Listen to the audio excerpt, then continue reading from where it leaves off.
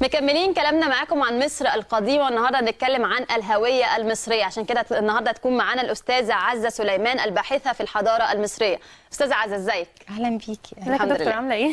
تمام الحمد لله. احنا دلوقتي بعد الثوره بنسمع كتير بقى عن الهويه المصريه. ايه بقى الهويه المصريه؟ خصوصا ان هي على مقدمه احد المرشحين للرئاسه. هي الهويه بشكل عام هي الخصائص بتاعت اي مجتمع اللي بتميزه عن اي مجتمع تاني، والهويه المصريه بالتالي فهي الخصائص اللي بتميزنا احنا كمصريين عن غيرنا من المجتمعات الاخرى. فالهويه المصريه هي كل حاجه ليها علاقه بشخصيتنا المصريه. تاريخنا المصري الحضاري وكل الحضارة اللي ورثناها من 14,000 سنة حضارة لغاية النهاردة. الهوية المصرية هي لما أشوف أي مصري في أي مكان في الدنيا، مهما كان شكله، مهما كان لبسه واللغة اللي بيتكلم بيها، أقدر أعرف إنه مصري. الهوية المصرية هي الجغرافيا المصرية، هي كل حاجة بتحصل داخل حدودنا المصرية. وعلى فكرة حدود مصر دي شمال جنوب شرق غرب دي ثابتة من 14,000 سنة حضارة، ما اتغيرتش، هي يعني. الهوية المصرية هي ملامحنا، هي أكلنا، شربنا، طريقة لبسنا، هي حتى كلامنا وخفة دمنا. حضرتك بتقولي معانا برضو صور برضو، يعني ممكن تشرحي لنا عليها ايه ده؟ دي صورة الأميرة الجميلة نفرت أو نفرة، ومعناها جميلة، والأمير راح عتب ده جوزها. الصورة دي بتبين قد إيه إن إحنا ملامحنا، على فكرة هي لو قريبة شوية هي مني في منتهى الجمال. قريبة مني. لا شبه مامتي على فكرة. والله هي حلوة جدا فعلا، يعني هي موجودة في الدور الأرضي في المتحف المصري. في منتهى الجمال، يعني تقدري تقفي فيها، يعني روعة. يعني هي عمرها 4600 سنة. بتبين قد ايه ان احنا ملامحنا هي ما اتغيرتش. ولكن الاهم كمان من كده مش بس التماثيل دي ولا الاثر ده، العادات والتقاليد اللي احنا وارثينها من الزمن ده، يعني وراها حضاره. ويعني في الوقت ده من 4600 سنه لما كتبنا قلنا انه حتى عاداتنا وتقاليدنا اللي في الوقت ده هم وارثينها من آلاف السنين عن اجدادهم اللي كانوا موجودين الوقت ده. الهويه المصريه هي بطاقتنا الشخصيه اللي مكتوب فيها انه فلان الفلاني اسمه، سنه، عنوانه، بيشتغل ايه، انه مصري كريم اصيل، انه عنده اخلاق، متدين، جدع، مسالم. يعني هي دي اللي بيوصف هويتنا المصريه. كمان مهم قوي نقول ان هي الروح المصريه اللي هي انقذتنا فعلا خلال الثوره، وخلال طول السنه ونص اللي فاتت دي احنا قاعدين من غير امن تقريبا، واحنا حوالي 88 مليون مصري قاعدين كلنا عايشين مكدسين في شريط ضيق قوي على ارض المصريه. فبرغم من كده ان احنا كنا بنراعي بعض جدا، وروح الحضاره المصريه اللي احنا وارثينها من الاف السنين اللي اليهود سموها فرعونيه ونفتخر بيها يعني. ولكن هي دي اللي حمتنا. الهويه المصريه هي الجينات المصريه اللي قلنا اليهود سموها فرعونيه، هي ثقافتنا المصرية. هي باختصار كده هي احنا مين. هي دي الهوية المصرية. طب حضرتك دلوقتي يا استاذه عزه من شويه بتقولي ان الهويه المصريه دي كانت على احد البرامج للمرشحين لرئاسه الجمهوريه الحاليين، بس عايزه برضو، احنا مش عايزين الحاليين بس، عايزين نشوف برضو مصر القديم، مين اللي اهتم او مين اكتر ملك اهتم بالهويه المصريه في مصر القديمه؟ هو طبعا ما فيش يعني ما فيش مره احنا استندنا الاول نقول ان هي، يعني ليه بنتكلم عن الهويه المصريه، يعني هي ماتت ولا اختفت. هي فعلا لما نظرا للغزاء كتير بيجوا ورا بعض، أول حاجة بيعملوها إن هم يمحوا هويتك علشان أنت تنسي أنت مين، تنسي إنك عندك حضارة وعندك كرامة وعندك تاريخ، وبالتالي إن هم يقدروا يقودوكي. الاستيطان دايما مش بيبقى أو الغزو مش بيبقى دايما عسكري، ولكن ممكن يكون استيطاني، يعني بيجوا يستوطنوا في بلدك، أو غزو ثقافي. فمهم جدا إن احنا نقول إن الهوية المصرية كانت دايما المخرج لينا في كل الأزمات، الأول والأقوى والوحيد الاقتصاد اللي بيخرجنا، وكمان بعديه بنعمل نهضه مصريه كبيره جدا. مين اكتر ملك برضو اهتم بالهويه المصريه في مصر القديمه؟ هم ملوك كتير بصراحه. هنبدا يعني لو قلنا من بدايه من بناء الاهرام، فالملك خوفو العظيم ده كان الاهرام نفسه كان مشروع وطني قومي. لغايه دلوقتي انا مش عارفه عندنا وقت قد ايه عشان لا احنا لسه اتفضلي حضرتك. كان مشروع وطني قومي، بحيث انه لما الملك خوفو جاي يبني الهرم الكبير قال انا هقوم بعمل هيجي احفادي من بعدي من بعد الاف السنين هيقولوا شوفوا اجدادهم كانوا عظماء ازاي. وقد كان يعني الهرم من الاف السنين على فكره، من ساعه ما اتبنى من 4600 لغايه الان هو مصدر رئيسي للدخل القومي. اكيد، لان احنا كان عندنا سياحه خارجيه وسياحه داخليه من الاف السنين، ولغايه النهارده هو بيشكل جزء رئيسي من الدخل القومي، فهو مشروع قومي ولسه مستمر.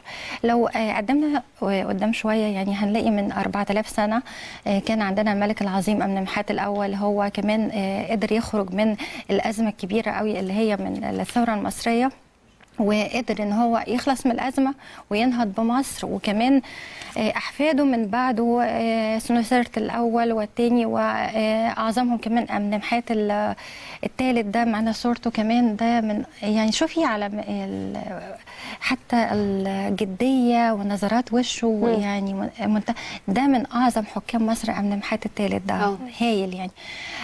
كمان لو قدمنا بقى قدام شويه هنلاقي انه أحمس من حوالي 3500 سنة ما قدرش انه يطرد الهكسوس الا باحياء الروح المصريه والهويه المصريه.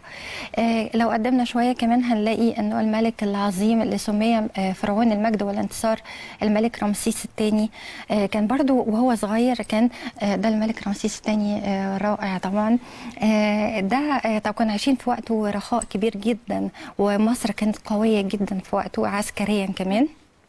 هنلاحظ انه كان برضو لاحظ ان مصر ضعيفه جدا، شاف اجداده. هو دايما ملوكنا كانوا متعلمين ومثقفين جدا، وشرط ان هم يبقوا ملوك على فكره. فعرف اجداده عملوا ايه من الاف السنين، فقال له انه وكان بيقرا تاريخ طبعا، فماشي على نفس النهج بتاع أمنمحات الاول والى اخره من الحكام اللي سبقوه.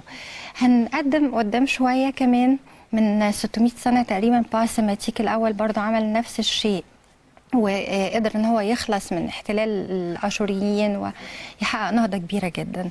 لو قدمنا بقى شويه كمان هنلاقي الحمله الفرنسيه على مصر لما جت، هنلاقي انه بدأنا بعد يعني ما نسينا لمدة طويلة جدا ان احنا مصريين، بدأنا ننتبه ان احنا مصريين. لما كان شيخ الازهر وقتها الشيخ حسن العطار كان بيقعد مع البعثة العلمية اللي جت مع نابليون بونابرت، ولاحظ انه مهتمين قوي بالحضاره المصريه الفرعونيه، فانتبه ان في حاجه اسمها مصر وافتكر انه مصري، كانت منسيه. كمان هنلاقي ان مين اللي تتلمذ على ايده؟ الشيخ رفاعة الطهطاوي. رفاعة الطهطاوي ده والشيخ حسن العطار كانوا من رواد التنوير، معنا تمثال بتاعه ده موجود في سوهاج مسقط راسه. المهم ان هم كانوا رواد التنوير في مصر، في احنا بنسميها مصر الحديثه. حتى انه محمد علي نفسه هو ما كانش مصري، هو اعتمد على احياء الروح المصريه اللي بيسموها الروح القوميه، وقدر ان هو يعمل جيش من الفلاحين استقل بيه عن الحكم العثماني، ومصر بقت ولايه مستقله بفضل احياء الهويه المصريه. هنلاقي أحمد عرابي نفسه في الثورة العربية كانت اسمها ثورة الفلاحين القومية. لو طلعنا قدام شوية بقى في بداية التسعينات كان عندنا مجموعة رائعة من المثقفين المصريين زي الأديب الرائع توفيق الحكيم مثلا. هنلاقي انه افتكر برضو فجأة انه مصري، اكتشفها، كان نسيها. ليه؟ فعلا يعني حتى المخاطبات لطه حسين انه بيقول يعني ازاي احنا كنا ناسيينها، انه حتى طه حسين لما جاء من في ثورة 19 بدأ في رحلة للبحث عن الذات المصرية. انتبه انه مصري، كان الموضوع ده مش واضح. المهم ان توفيق الحكيم يعني اقول مقطوعه جميله جدا كتبها في كتاب عوده الروح اللي هو الجزء الثاني، كتاب من الخروج الى النهار، سفر الخروج الى النهار اللي بيسموه كتاب الموتى. بيقول ان حورس، معنا صوره طبعا لحورس واوزوريس جميله، بيقول انه حورس كان في حوار بينه وبين باباه، لانه طبقا لقصه ايزيس واوزوريس انه اوزير او اوزوريس اتقطع ل 13 قطعه. المهم انه حور بيكلم باباه بيقول له قوم يا ابي، انهض يا ابي، لقد جئت اجمع لك اعضائك من جديد. قوم يا ابي، انهض يا ابي، ها هي الدماء تدب في جسدك من جديد. قوم يا ابي، انهض يا ابي. وبيكمل. وبعدين بابا اوزير او اوزوريس بيقول له اني حي اني حي.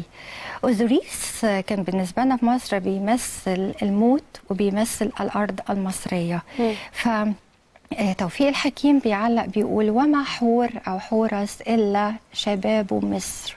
شباب مصر اللي هم أنتوا جاءوا ليعيدوا إليها الروح من جديد. وما أوزوريس إلا هو أرض مصر اللي جم الشباب يعيدوا لها روحها المصرية اللي قد ماتت، أحيوها. كمان عندنا لو شفنا مثلا طه حسين كان وهو الأعمى، كان لما اكتشف ان هو مصري كان بيقعد عنده استراحة من الخشب في جنب إيزادورا الجميلة، وكان بيقعد شهر في السنة يتوحد مع حضارته المصرية الفرعونية. عايز يكتشف هو مين. سعد زغلول في الوقت ده الضريح بتاعه معبد مصري، لو معنا صورة من الضريح بتاعه معبد مصري. لو شفنا ايه أهمية بقى يعني حتى الأغاني. سيد درويش قال ايه لما غنى وقال يا مصري؟ قال دول نصارى مسلمين، قال ايه ويهود، العبارة أصل واحد للجدود. شوف آثارك اللي دنست الآثار علينا احنا، دول سبوا لك مجد وانت فت عار. يعني حتى شوف المفهوم الرائع لإحياء الهوية المصرية. ده بقى كله عمل لنا ايه بقى؟ يعني احنا قريب، احنا كنا قبل ثورة 23 يوليو كنا مدينين انجلترا وهي محتلانا ب4 مليون جنيه استرليني، والجنيه الاسترليني كان ب 93 قرش على فكره، والدولار كان حوالي 10 15 قرش في الحدود دي. شوفي قوه الاقتصاد المصري، طردنا الاحتلال الانجليزي، كان مصر قويه ونهضه كبيره جدا.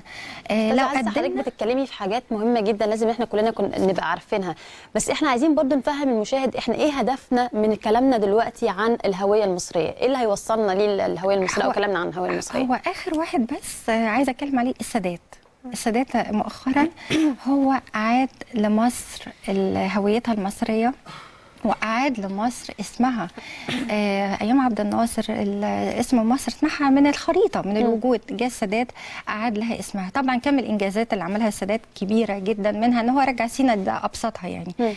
الهوية المصرية هي اللي هتنقذنا من كل الأزمات اللي احنا فيها دلوقتي، لأنه بدونها انت كل واحد فينا عنده طاقات كبيرة جدا جواه، انت ما تقدريش تعرفيها إلا لو كنت يعني في حلق شحنة عالية جدا من الكرامة والحضارة، وانت تحسي ان انت محترمه. المفروض علينا ان احنا نحيي هويتنا المصريه، ان احنا نعيد تدريس تاريخنا المصري بدون مجاملات، لانه زي ما قال الشاعر اليوناني سيمونديس قال هزمناهم ليس حين غزوناهم ولكن حين انسيناهم تاريخهم. فطول ما احنا ناسيين تاريخنا الحقيقي مش اللي كان بيدرس ايام مبارك، طول ما احنا ناسيين تاريخنا الحقيقي احنا هنبقى مهزومين. انسوا ان احنا ممكن نعمل حضاره او ان احنا ننهض من اي مشاكل. يبقى لازم عندنا ثقه بنفسنا الاول ومن هويتنا المصريه علشان نقدر ان احنا ننهض بالبلد ونقدر ان احنا نبني مصر مره اخرى. اكيد طبعا الكلام عن الحضاره المصريه مش بيخلص، بس عايزين اخيرا كده نسمع من تاريخنا كلمات مصريه. اول حاجه بما اننا بنتكلم عن مصر نقول يعني ايه مصر. في كتير فاهمين ان اسم مصر ده تسميه يهودية، بينما هو اسم احنا المصريين سميناه لها من آلاف السنين، يعني بالثقافة السائدة فرعوني. يعني مصر جاي من مشر يعني المحصنة داخل الأسوار، أي المحروسة أو أرض الكنانة، وده نفس التسمية اللي احنا بنسميها لغاية النهاردة. لو كمان سيد كرايم قال ان مصر جاء اسمها من مس راعة. مس يعني ولادة او مولود، وراعة يعني اللي هي الشمس، وكأنها يعني مولود الشمس. يعني هي ما بتترجمش حرفيا، ولكن هبة الشمس، أرض الشمس، زي ما بنقول عين شمس، هي نفس الفكرة، فهي أرض الشمس. الفكرة انه الراعة، كلمة راعة دايما كانت بتختصر لان العين تقيلة شوية، فكان دايما بتختصر الى را، بقت مس را. كمان لما تقولي انا بقول انا مصري او انا مصريه، ده انا كده بتكلم مصري. اللي هي النسبه ان انا بنسب نفسي لمصر، والته مربوطه تاء التانيث، ده النحو المصري الاول نحو في التاريخ.